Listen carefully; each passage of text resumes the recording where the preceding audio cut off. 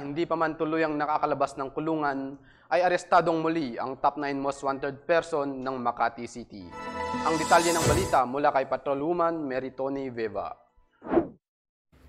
Kasalukuyang nakakulong ang 31 anyos na lalaki ng pagsilbihan ng warrant of arrest ng Warrant and Subpoena Section ng Makati City Police na inisyu ni Bernard Peralta Bernal, presiding judge ng Regional Trial Court, Branch 70 ng Taguig City noong July 4, 2023. Sa pangunguna ni Police Lieutenant Eusebio B. Luaton ay matagumpay na naipatong ang kasong paglabag sa Section 11 Article 2 ng RA 9165 or Comprehensive Dangerous Drugs Act of 2002 laban kay Mark Jason Compay na residente ng Barangay Southside, Makati City. Samantala, walang piyansang inirekomenda ang korte para sa kanya.